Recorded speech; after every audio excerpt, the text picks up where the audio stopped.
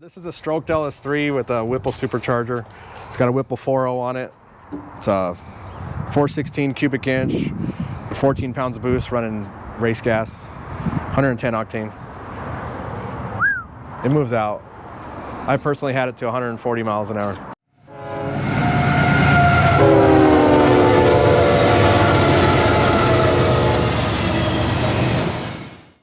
So today we're at Arvizu Fabrication, and this has been a shop that's been on my radar for a while.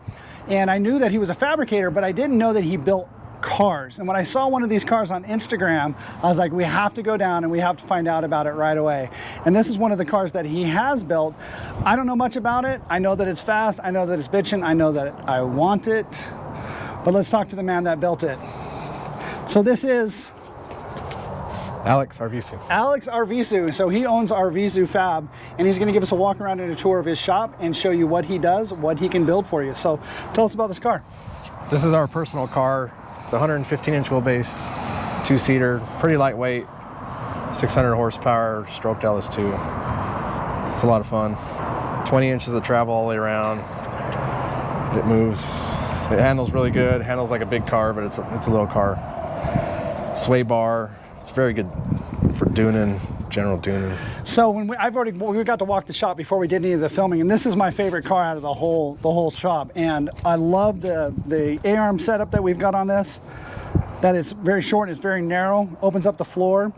And he did show me earlier the sway bar, as Alex mentioned on here. Now, as far as the sway bar, what's the sway bar going to help you do?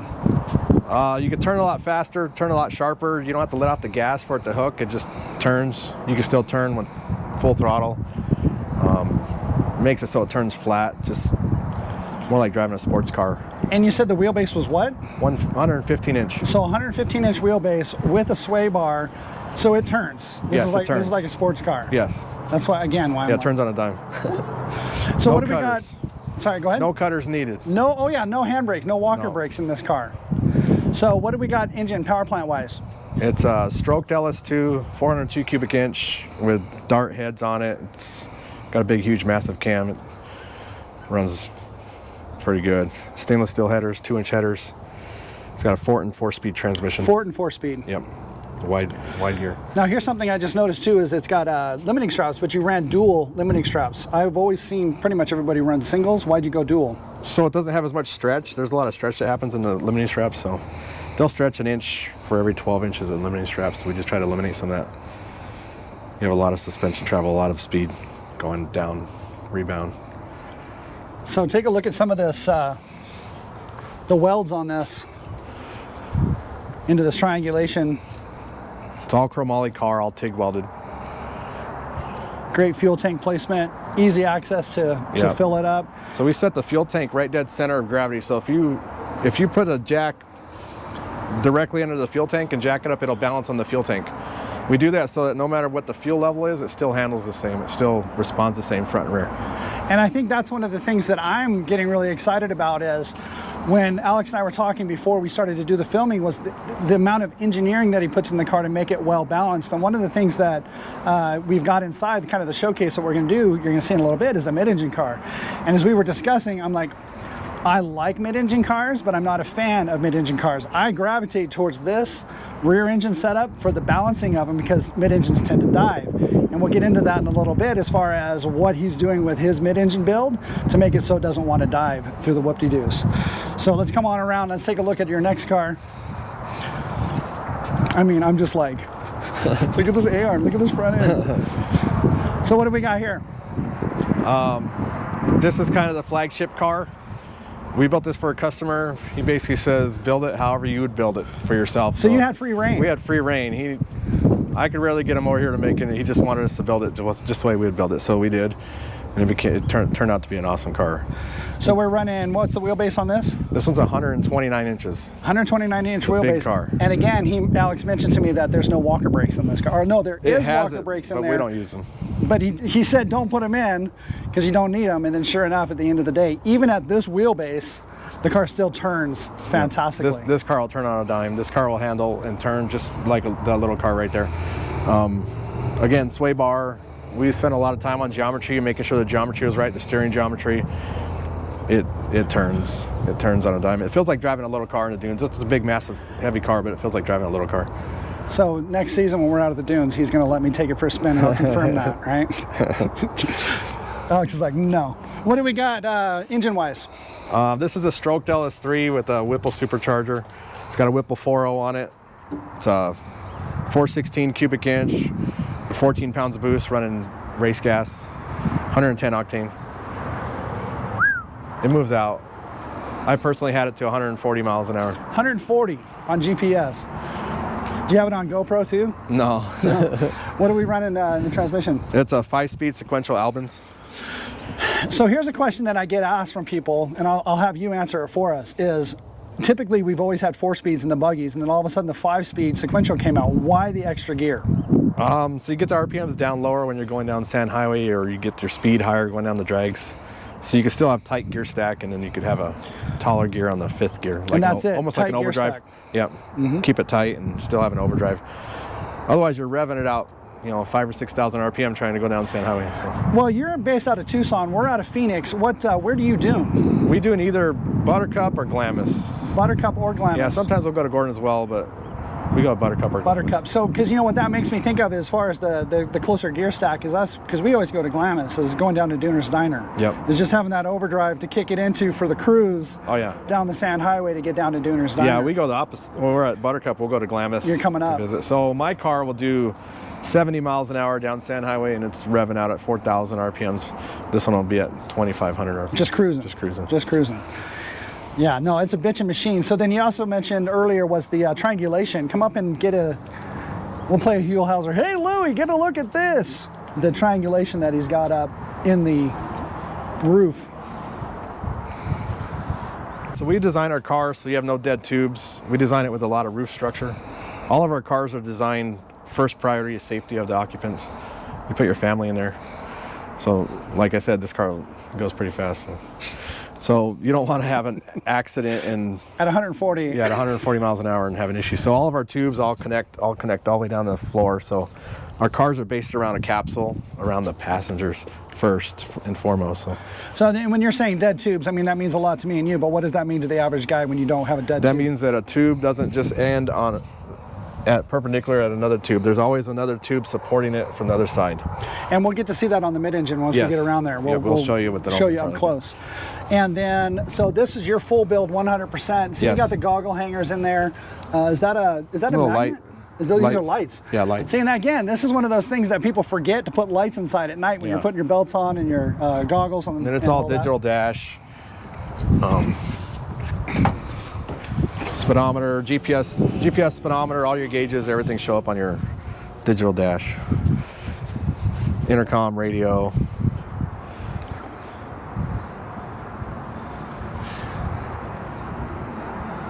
And see, this is another thing too that you'll hear over and over and over is the fact that when you put a windshield in, that you're not getting your flow to your radiator. Exactly. So we've got a windshield, we don't have to run goggles. I mean, you should still run goggles, but then, here, bring it over here, Joe, is up on the top, we've got this scoop.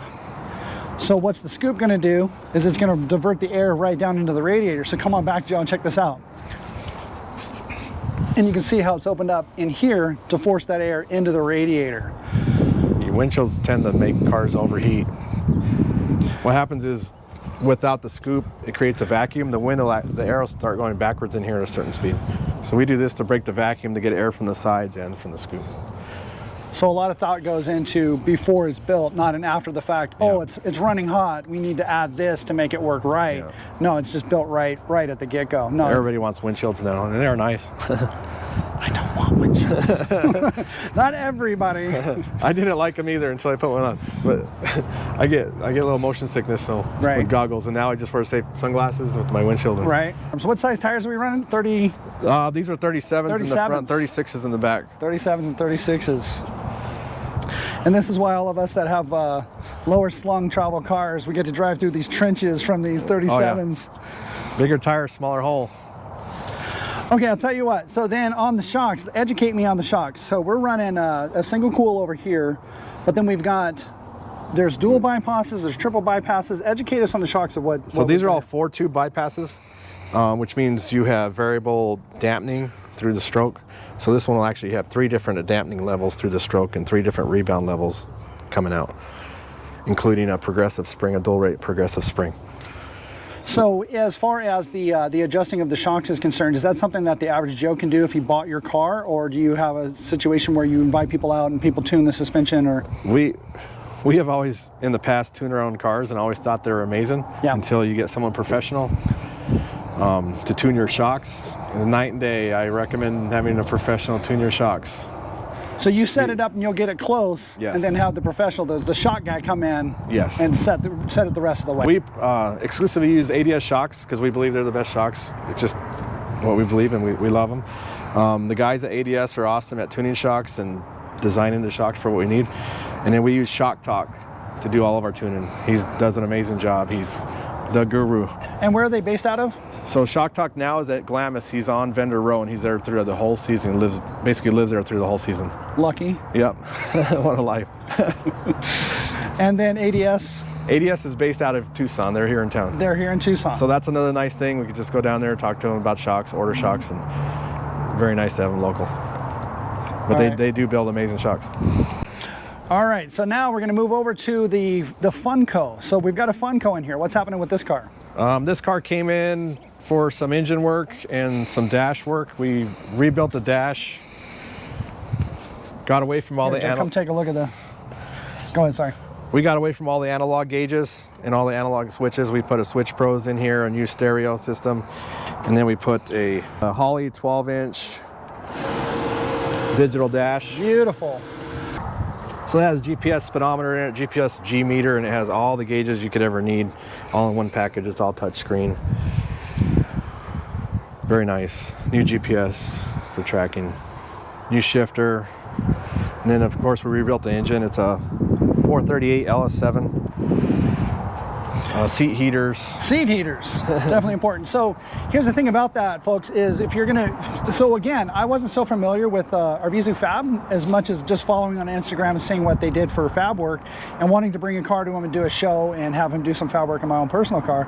But it's when I saw that mid-engine where I was like, dude, we need to run down and document it as he's building it, and then go back and we're gonna go and meet him in the dunes and have him do some wheelies and stuff and show us how bitchin' that car is. But he will not only do fab work, but build you a complete car of his own design. So if you have a sand car currently, look at this, and I just noticed here I'm giving you this pitch on how you got to push to talk. Yep. On that, I never saw the push to talk. So when you got your headsets on, so you're kind of all around, right? If you've got somebody's got a car, they bring it down to you, you'll do the work on their car for them. Or if they want a turnkey car, you'll build them a turnkey car. Either way, yep. 2-seat, 4-seat, mid-engine, rear engine. Yeah. Okay, so let's keep moving on. Funco, this is a I believe it's called a G52. G52? Yep. So we got a Funco G52. You rebuilt the engine, you said? Yeah, we rebuilt the engine, put a new, this is a new performance design carbon fiber intake. Beautiful. We just put a candy color so it kind of looks, but that's a true carbon fiber manifold, valve covers, and then rebuilt it, freshened it up, brushless fans. There was a variety of things we did. Brushless fans, what's that going to do for you? So they start up variable, so they don't have a big hard hit when they turn on. Okay. And they pull a lot more air than a standard fan. Plus they'll last a lot longer, especially in the sand. Nice. Okay, well pretty much everybody knows what a Funco is. Let's keep moving. Let's go on. So now we're getting inside, and you have this orange car. What is this? This is a Tatum Evolution. Tatum Evolution. And what are we doing to this? We're doing some tin work, a roof, and a curved windshield. Oh, and a windshield. Yep, and then we're going to do a little trunk in the back, and then we're installing a new sequential transaxle into it. So getting ready for next season. Yep. Pretty much is what we're coming down to. And it's funny that you're adding a trunk. Why are we adding a trunk? Because nobody puts the trunk on right at the beginning. No. And then you get out to the dunes and you're like, damn, where's my jacket? And you're stuffing under the seat and your belts and the whole 9 yards. So make sure you put storage in your sand car when you're building it, or ask for them to do it. But this is beautiful. Yeah, it'll have a built-in light in the back, and of course a scoop. scoop on the top. Because of the windshield. Yeah, so you've taken a car that was built in the mid-2000s and you're just giving it this upgrade in a sense with this aluminum package, just gives it a whole new look. Yes, the aluminum is very, very popular nowadays, the 3D aluminum. Because this was Tatum. Yes. Yeah, this was Tatum stuff. This is a custom from somebody else, but that's the Tatum look, the same look. That they always did. Well, they're carbon panels. fiber and whatnot. Yeah, now, yeah, but flat panels. We've been doing a lot of 3D, like the white car, that's all aluminum 3D. So giving this a once over. So this is going to be turnkey when it goes back to the customer? Yes. Now here's something I just thought of. We were talking about the front shocks on your car, the ADS shocks, and now we've got a king shock with a piggyback reservoir on it, which is a very simple design versus what we've got over on your car. Bypass. So what? Tell us a little bit about this system and how they work and why it would work on this car as is. For a lighter weight car, even my little two-seater out there, I didn't put bypasses on it. With the lighter weight, you could get by with a single shock. You still have dual stage springs, and then you still have, you know, if they valve it correctly inside, it'll handle well. We have bypasses in the rear of this car where the weight is. So that's what it was coming down to, was the difference in weight. Yep. Because this is a lighter weight, more sand car only related vehicle, so you can get away with, in a sense, just running that single shock up there, not having to have that full, not getting to have that amazing front end setup on there. You can still have a lot of comfort in a car with a single. Oh yes, absolutely. Piggyback. Absolutely. And then, yeah, Joe, come on around the back. Let's take a look. Watch yourself on this. Yeah, that thing will get you. And what was he running for a transmission? This car came in, it had a Mendiola 2D, so now we're putting a sequential 4-speed, which was before considered a Mendiola S4, now it's a Weddell S4. Weddell S4. And then we'll just reinstall the motor, we got to cut the brackets off, reassemble everything, possibly rebuild the rear cage because it's a longer transmission. So doing all the fab work on that to swap that out. Now, why would somebody, like if I was in my position and this was my car and I had a Mendiola in it already, why would I want to go to a sequential? I'm curious, actually. Well, the sequential, the S4 is quite a bit stronger than the 2D, but everybody likes sequential now. It's very popular. See, I haven't had a chance to drive a sequential yet. I'm going to drive his cars. Yeah. Right. I've never driven a sequential transmission car, actually, so I'm really curious to see how it works. And I see that they put the indicator on the steering wheel. Yes, because you don't know what gear you don't know what gear you're in because you're doing this.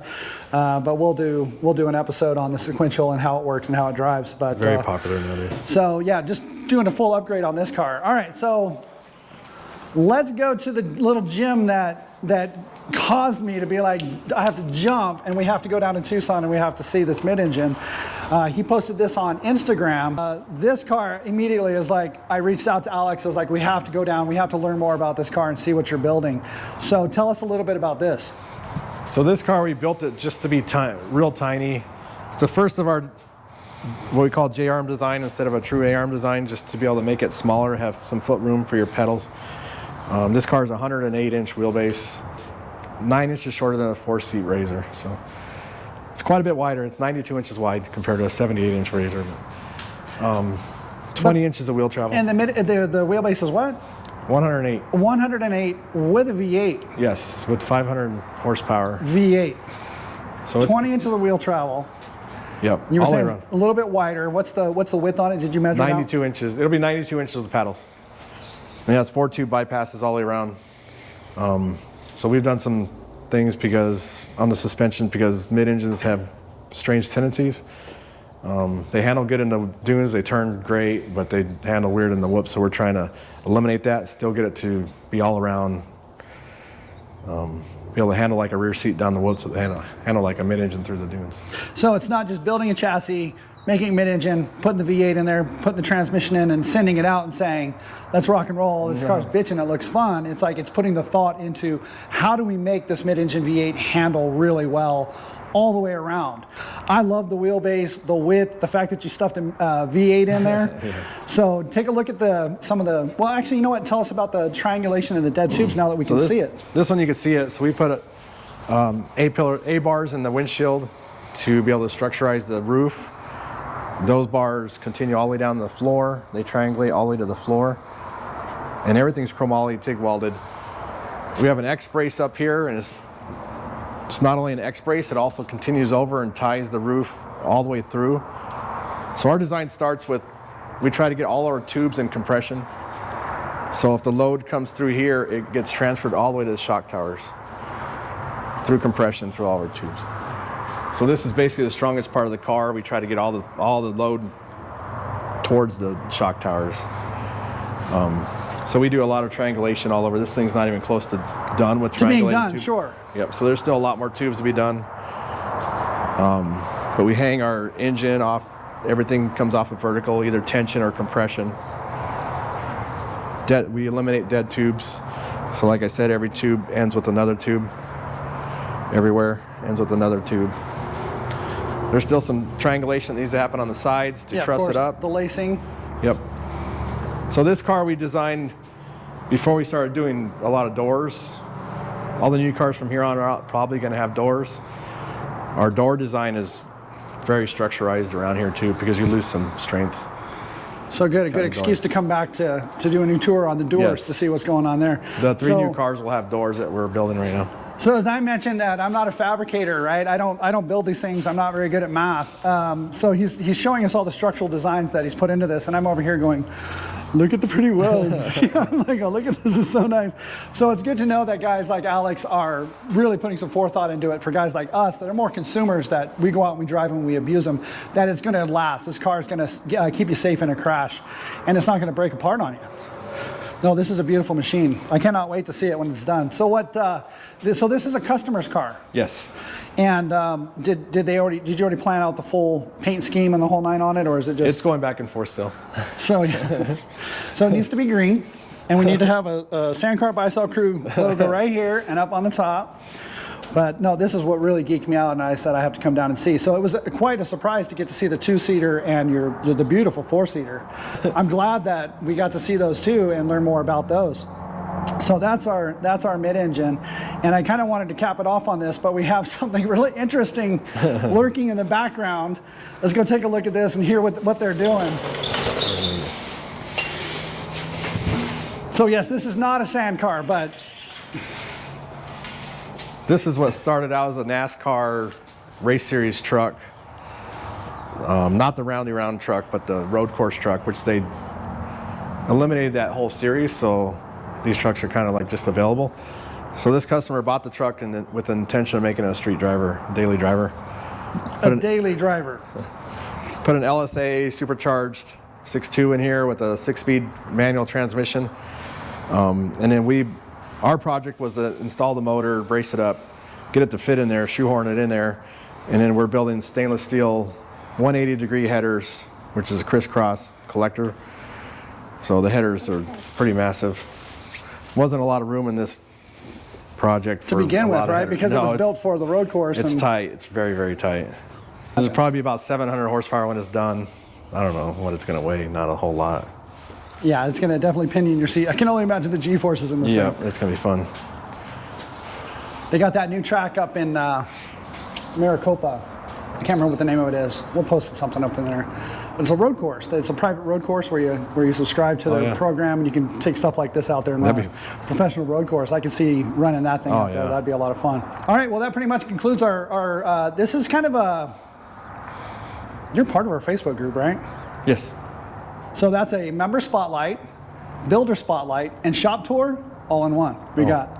So if you need a car, you need repairs, you're down in Tucson, maybe even you're in Phoenix. This car was out of California, right? Yes. We had a guy bring it from California to do the work, so that gives him some credibility on the quality of the work that he performs. So otherwise, Alex, thank you very much. It's much appreciated for opening up the shop. Thank you, Connor. And we'll let you get back to it. All right, folks, that pretty much wraps it up. I want to give a special thanks to Joe Merritt for slinging a camera for us, Alex Arvizu and his crew for giving us a couple hours to come down and tour the shop. And if you'd like to get your shop featured on Sandcar Buy Sell, hit us up. You can find us on Instagram, @SandcarBuySell_, also in our Facebook group, Sandcar Buy Sell Crew, or hit us up through this YouTube channel. We'd be happy to reach out to you and see if we can put something together. Otherwise, thank you for watching. See you in the dunes.